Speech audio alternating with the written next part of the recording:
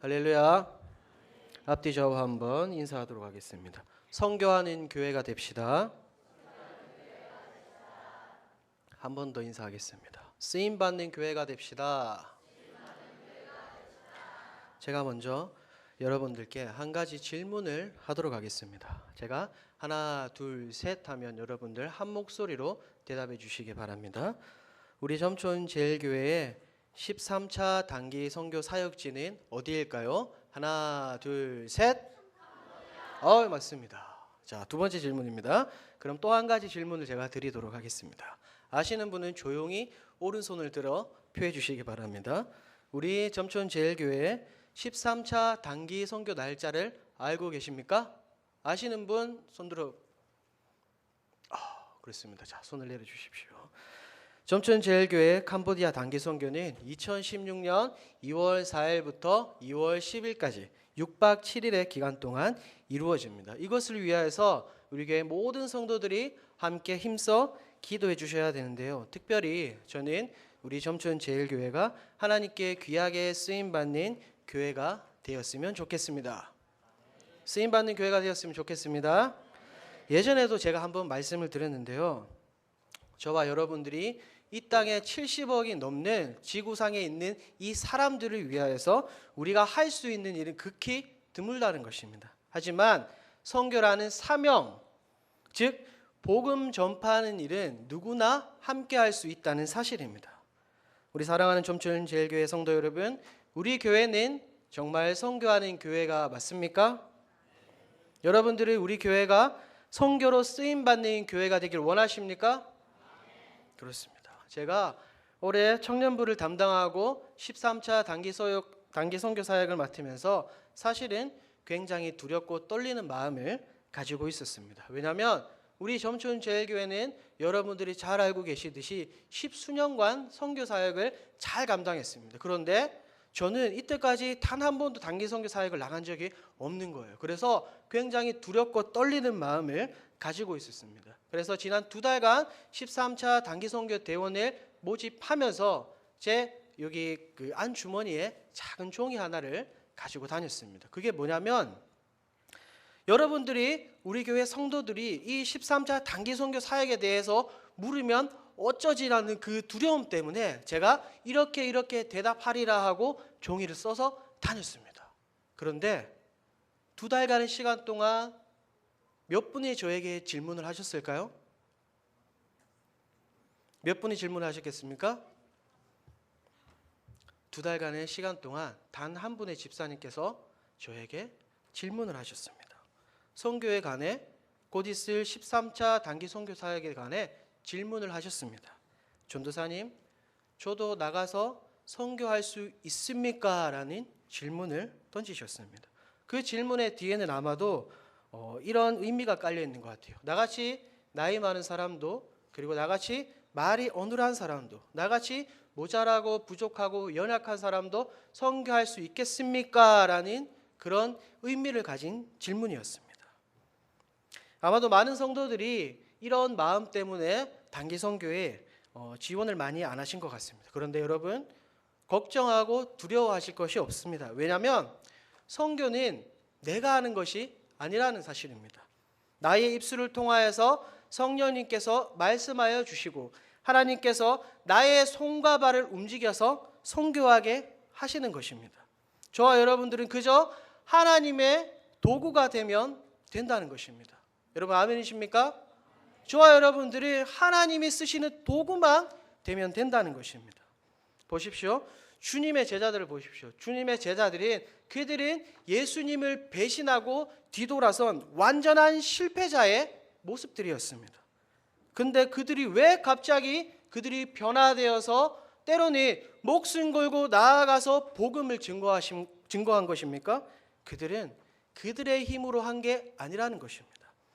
성령님께서 하나님께서 나와 함께 하실 때 비록 부족하고 연약하고 모자라지만 그럼에도 불구하고 저와 여러분들을 하나님께서 사용하실 줄 믿습니다. 믿습니다. 왜 그렇습니까? 모든 능력과 권세는 누구에게 있습니까? 하나님께 있겠습니다. 아까 우리가 찬양으로 고백했지 않습니까? 큰 권세 주께 있으니 누구에게 있습니까? 주님께 있기 때문에 저와 여러분들은 두려워할 필요가 없다라는 것입니다. 그래서 우리가 함께 힘껏 사역할 수 있다는 것입니다. 우리가 2016년도 2월 4일부터 10일까지 나가게 될 캄보디아는 인구가 약 1,500만 명 정도 된다고 합니다. 그리고 오너는 크메르어를 사용하게 됩니다. 저희가 본격적으로 사역하게 될 그 지역은 수도 프놈펜에서 조금 떨어진 캄뽕참이라는 지역입니다. 거기서 지금 김성태 진선미 선교사님께서 사역을 하고 계십니다. 그곳에서 저와 여러분들이 우리 교회가 할 사역은 낮에는 학교 사역을 할 것이고 밤에는 장년 사역, 가정 사역을 할 것입니다. 핸드벨, 태권도, 워십, 무언극, 연극 여러 가지 사역이 있습니다. 그런데요, 여러분들이 걱정하지 말아야 될 것이 뭐냐면 마지막으로 가장 큰 사역이 선교사님께서 요청하셨습니다. 벽화 그리기 사역이 있다는 것입니다. 벽화 그리는 거 너무 어렵지 않지 않습니까? 누구나 다 할 수 있다는 것입니다. 또한 많은 분들이 가장 걱정하는 것이 뭐냐면 언어 때문에 걱정하시는 것 같아요. 영어도 안 되는데 그 캄보디아에 있는 그 크메르어를 내가 어떻게 할 수 있습니까? 라고 걱정하시는 분들이 많으실 텐데 절대로 걱정할 필요가 없다라는 것입니다. 제가 여러분들에게 인사합니다. 쭈무리업 수어. 제가 인사를 드리는 겁니다. 지금 쭈무리업 수어. 이것이 바로 안녕하세요라는 캄보디아 인사어입니다. 뿌레야 스롤란 네야. 하나님은 당신을 사랑하십니다. 쏨쩌 뿌레야 예수. 예수님 믿으세요. 쩌 뿌레야 예수 넝뜨어 탄수어. 예수님 믿어야 천국 갑니다. 여러분 어떻습니까? 제가 캄보디아를 잘하는 것 같습니까? 아니에요. 그런 말 하지 마십시오. 왜냐하면 여기에 다 적혀 있습니다. 여기에 적혀 있는 게 캄보디아어로 적혀 있는 것이 아니라 우리나라 말 한글로 적혀 있는 거예요. 여러분들이 그냥 가서 들고 캄보디아인을 잡고 읽으면 되는 겁니다. 13차 단기선교팀이 가서 해야 될 사역에 관한 언어, 사역리 이런 것들이 미리 다 준비되어 있다는 것입니다. 그냥 들고 읽으면 된다는 겁니다. 많은 사람들이 착각합니다. 그 나라 선교 가서 그 나라 언어를 잘한다고 해서 선교 사역을 다 잘할 수 있는 게 아니에요. 왜냐하면 말을 잘하면 가서 전도가 아니라 언어 연습, 언어 훈련을 하다 올 가능성이 많다는 것입니다. 그러니 어떻습니까? 저와 여러분들은 성령을 의지하여서 현지에서 그것을 읽어 나가기 시작할 때에 그들의 마음이 열리고 그들 가운데 복음이 들어갈 줄 믿습니다. 믿습니다. 두려워하지 않고 제13차 단기 선교 사역에 동참하는 우리 사랑하는 제일교회 성도들이 되기를 주님의 이름으로 소원합니다. 이 세상에 사는 사람들은 세 분류로 나눌 수 있다고 합니다. 첫째 부류의 사람은 그저 생존을 위해서 사는 사람입니다. 어떻게 하면 오늘 하루를 버텨나갈까 생각하며 그저 그냥 기계처럼 톱니바퀴처럼 살아가는 사람입니다. 두 번째 부류의 사람은 잘 먹고 잘 살기 위해서 성공을 위해 노력하는 사람입니다. 열심히 일해서 돈도 벌고 맛있는 것도 먹고 좋은 것도 즐기며 누리는 사람입니다. 그리고 마지막 세 번째 분류의 사람은 자신의 삶의 의미를 알고 의미 있는 그 인생을 살기 위해 노력하는 사람입니다. 그렇다면 제가 여러분들께 질문하겠습니다. 여러분들은 과연 몇 번째에 속한 사람입니까? 또한 만약에 하나님께서 사람을 뽑는다고 치면 하나님께서 이 시대에 귀하게 들어 쓰시고자 선택하신다면 하나님께서 첫째 사람을 선택하시겠습니까? 아니면 두 번째 사람을 선택하시겠습니까? 아니면 의미 있는 삶을 살아가는 세 번째 사람을 선택하시겠습니까? 저와 여러분들은 하나님께서 들어 쓰시고자 하는 귀한 사람이 되어지기를 주님의 이름으로 소원합니다. 소원합니다. 오늘 우리가 읽은 이 성경 안디옥 교회를 통하여서 우리는 세계 선교를 위하여 하나님께서 사용하시는 교회의 모델을 우리가 볼 수 있다는 것입니다. 이 우리 점촌 제일교회가 이 안디옥 교회의 모습을 닮아가야 한다는 겁니다.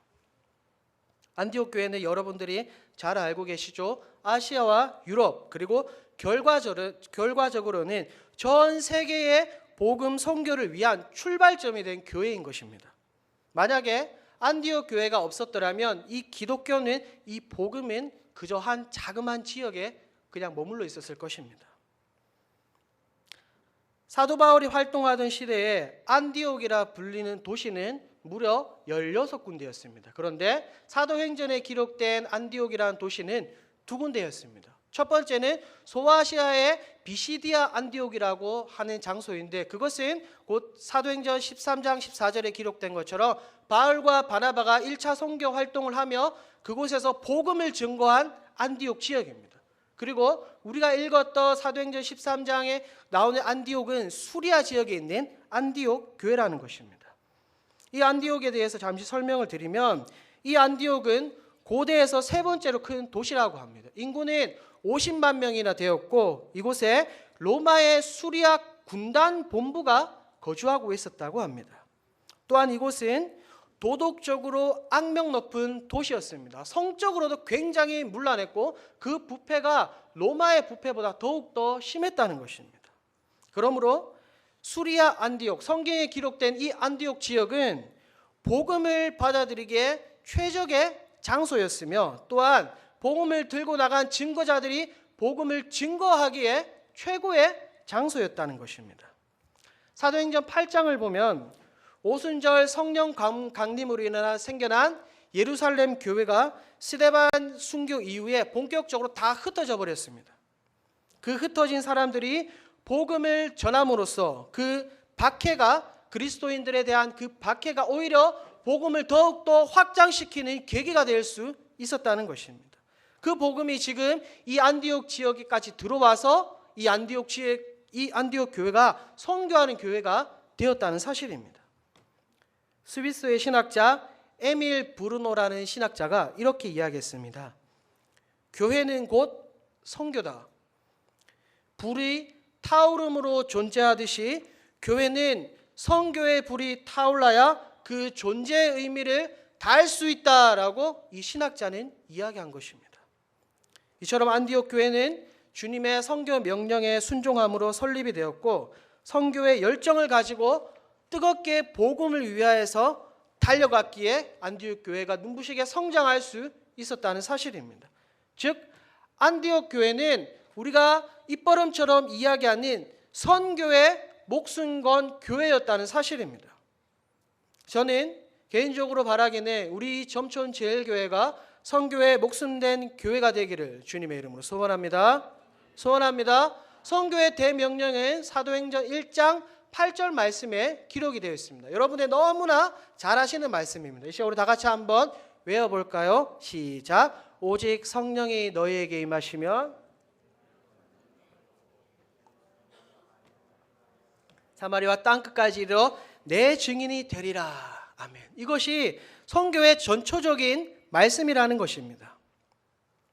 이 안디옥 교회는 예루살렘 교회보다 작은 교회였을 것입니다. 그런데 이 교회가 오늘날에도 많은 사람들이 이야기하는 한 시대를 뒤바꿔버린, 한 시대에 큰 영향력을 끼칠 수 있는 교회가 된 이유는 무엇입니까? 그것은 그 교회는 작지만 그곳에서 하나님께 귀하게 쓰임받은 하나님의 도구가 있었기 때문입니다. 저는 우리 점천제일교회 모든 성도들이 이렇게 하나님께 귀하게 쓰임받는 주님의 도구가 되어지기를 주님의 이름으로 소원합니다. 자, 그렇다면 선교란 무엇입니까? 선교란 보낸다, 파견한다라는 뜻입니다.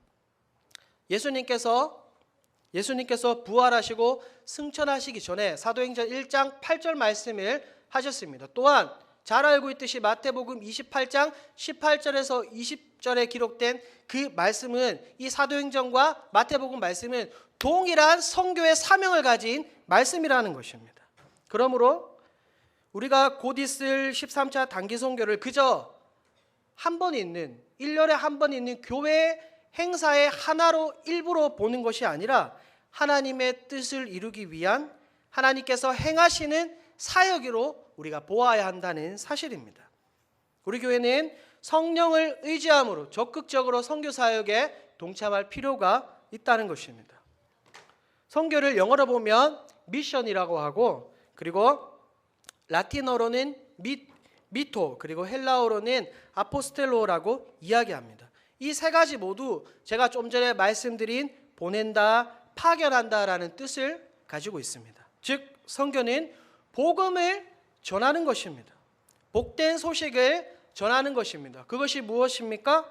예수님께서 나의 죄를 짊어지시고 십자가에 죽으셨다가 다시 부활하셨다는 소식, 즉 예수 그리스도의 십자가 승리가 바로 복음인 것입니다. 마가복음 16장 15절에는 이렇게 기록되어 있습니다. 또 이르시되 너희는 온 천하에 다니며 만민에게 복음을 전파하라 라고 기록되어 있고, 누가복음 19장 10절 인자가 온 것은 잃어버린 자를 찾아 구원하려 함이니라 라고 기록이 되어 있습니다. 또한 요한복음 20장 21절 말씀, 아버지께서 나를 보내신 것 같이 나도 너희를 보내노라 라고 성경에 기록이 되어 있습니다. 그렇습니다.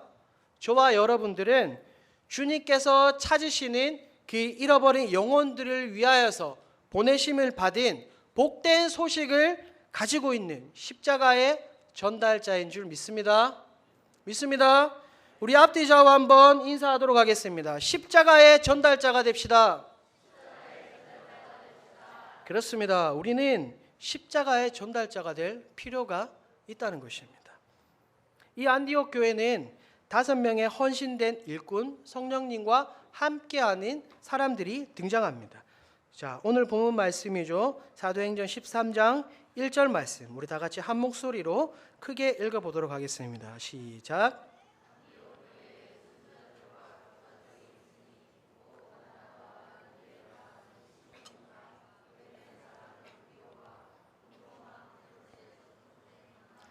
및 사울이라. 아멘. 지금 5명의 사람들이 등장합니다. 누구입니까? 첫 번째 사람 바나바, 둘째 시몬, 그리고 세 번째 루기오, 그리고 네 번째 마나엔, 그리고 마지막으로 5번째 사울입니다. 이들은 하나님을 바라보며 금식하며 기도하는 사람들이었습니다. 보십시오. 제가 서두에도 말씀을 드렸듯이 많은 사람들이 선교 사역에 동참하기 위하여서 실력이 있어야 된다고 생각합니다. 능력이 있어야 된다라고 생각을 하는 것입니다. 물론 그런 것도 중요하긴 합니다. 하지만 그러나 그것은 단지 한낱 인간의 생각일 뿐 실상은 그것은 주된 문제가 아니라는 것입니다. 성경에 기록된 시대나 그리고 저와 여러분들이 살고 있는 이 시대나 하나님께서 들어 쓰시는 사람은 바로 성령의 사람들인 것입니다. 여러분들이 잘 알고 있듯이 사도행전은 성령으로 시작해서 성령으로 끝나는 성령행전입니다. 처음부터 성령께서 간섭하시고 도우시며 성령께서 원하시는 뜻을 주도하는 성령의 행진인 것입니다. 성령이란 선교의 원동력이 되는 그 능력을 주시는 동력자이며 또한 이 교회를 움직이는 실제적인 힘이라는 것입니다. 그러니 우리가 이 성령을 빼놓고 선교할 수 있습니까? 이 성령을 빼놓고 우리가 전도할 수 있습니까? 2절 말씀을 한번 볼까요? 2절 말씀도 우리 다 같이 한번 큰 목소리로 읽습니다. 시작.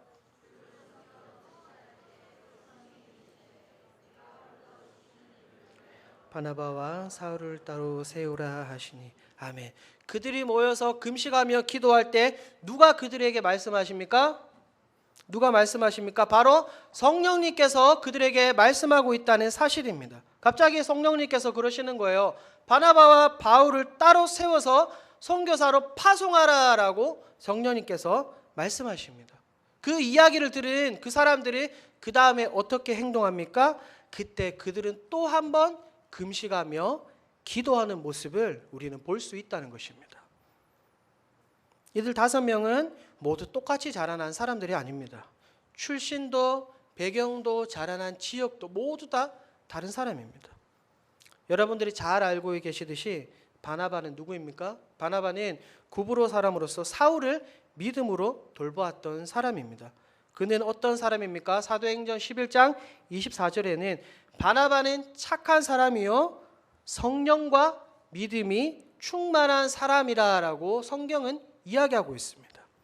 또한 아프리카 출신 니게르라 하는 시몬이 있으며 또한 구레네 사람 루기오는 이민 온 헬라인 유대인입니다. 헬라계 유대인입니다.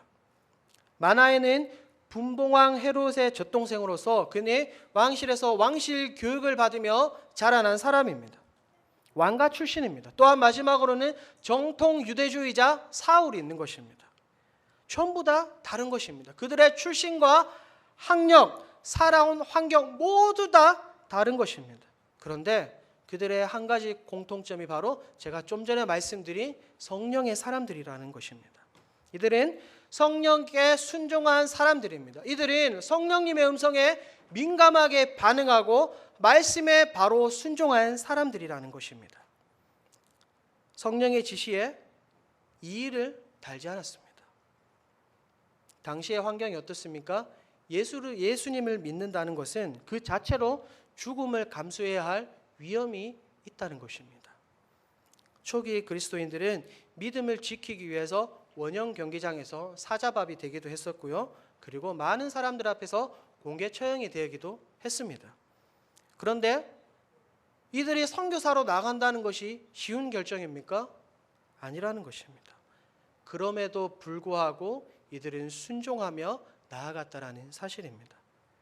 4절 상반절을 보면 13장 4절 상반절을 보면 두 사람이 누구의 보내심을 받아라고 기록되어 있습니까?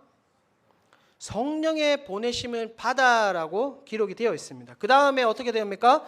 복음이 전파되기 시작할 때 하나님의 나라가 세워지는 놀라운 역사와 기적이 일어난다는 사실입니다. 13장 47절 내가 너를 이방의 빛으로 삼아 너로 땅끝까지 구원하게 하리라. 13장 52절 제자들은 기쁨과 성령이 충만하니라. 28장 31절 하나님의 나라를 전파하며 주 예수 그리스도에 관한 모든 것을 담대하게 거침없이 가르치더라 라고 성경에 기록이 되어 있습니다. 바로 이들의 모습이 성령님과 함께 선교하는 사람들인 것입니다. 이처럼 한 시대에 쓰임받는 사람은 성령으로 연단받은 불의 사람이라는 것입니다. 하나님께 귀하게 쓰임받는 교회는 어떤 교회입니까? 하나님께 귀하게 쓰임받는 교회는 성령에 불타는 교회라는 것입니다. 저는 우리 점촌제일교회가 이렇게 성령에 불타는 교회가 되기를 주님의 이름으로 소원합니다. 소원합니다.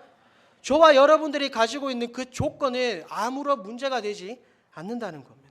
핵심적인 것은 과연 내가 성령의 사람인가라는 것입니다. 사도행전 1장 8절에 나와 있죠. 오직 성령이 너희에게 임하시면. 그리고 19장에는 사도 바울은 이야기합니다. 너희가 믿을 때에 성령을 받았느냐라고 말입니다. 우리 사랑하는 점촌제일교회 성도 여러분, 성령님께서 여러분들과 함께 하시기를 주님의 이름으로 소원합니다.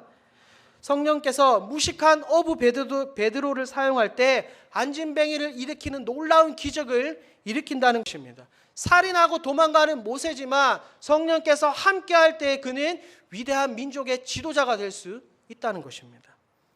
마찬가지로 성령께서 사용하시고자 하면 예수 믿는 사람들을 잡아 죽이고 핍박했던 그 사울을 들어 복음을 전하는 도구로 사용한다는 사실입니다. 마찬가지로 저와 우리 제일교회 모든 성도들이 성령에 붙들려 주님의 그 위대한 선교 사역을 감당하기를 주님의 이름으로 소원합니다. 소원합니다. 오늘 말씀의 결론을 맺도록 하겠습니다. 오늘날 교회는 사도행전과 마태복음의 말씀처럼 예수님의 지상 명령을 성취하기 위해서 세워졌습니다. 부름받은 선교 공동체라는 사실입니다. 예수님께서는 부활 승천하실 때 뭐라 말씀하셨습니까? 가서 모든 민족에게 복음을 전하라라고 말씀하셨습니다. 선교는요, 덩치 큰 교회가 당연히 해야 될 사역이 아니라 선교는 하나님 나라의 확장이라는 사명적, 소명적인 그 마음을 가진 교회가 감당해야 된다는 사실입니다. 그렇다면 우리 점촌제일교회는 어떤 교회가 되어야 되겠습니까? 어려운 상황 속에서도 선교의 활동을 결코 게을리하지 않았던 안디옥 교회의 모습을 본받을 필요가 있다라는 것입니다. 오늘날의 많은 교회들이 선교 사역에 동참하고 있습니다. 또한 복음이 세계 곳곳에 전달되고 있다고 하지만 아직도 복음의 말씀을 들어도 깨닫지 못하는 사람들, 또한 수많은 잃어버린 영혼들이 너무나 많다라는 것입니다. 이럴 때 우리가 어떻게 해야 되겠습니까? 저와 여러분들, 우리 점촌 제일교회는 하나님 아버지의 마음을 가지고 한 영혼을 귀하고 소중히 여기는 선교의 마인드를 가지고 사역해야 될 줄 믿습니다. 우리 점촌 제일교회가 하나님께 귀하게 쓰임받는 교회, 그리고 또한 모든 성도들인 하나님께 귀하게 쓰임받는 성도들이 되어서 주님 오실 때까지, 주님이 다시 오실 때까지 주님이 주신 그 선교 사명을 잘 감당하는 우리 사랑하는 점촌 제일교회 모든 성도들이 되어지기를 주님의 이름으로 소원합니다. 소원합니다. 기도하겠습니다. 하나님 감사합니다. 오늘도 선교 헌신 예배로 하나님께 드려지게 해주심을 감사합니다. 하나님, 우리 점촌 제일교회가 선교하는 교회가 되어지길 소원합니다. 하나님, 우리가 안에만 머물러 있는 것이 아니라 하나님의 말씀에 순종하여서 사랑과 복음을 들고 나아가 전도하며 선교하는 교회가 되어줄 수 있도록 성령 하나님 인도하여 주시옵소서. 감사드리며 예수님의 이름으로 기도합니다.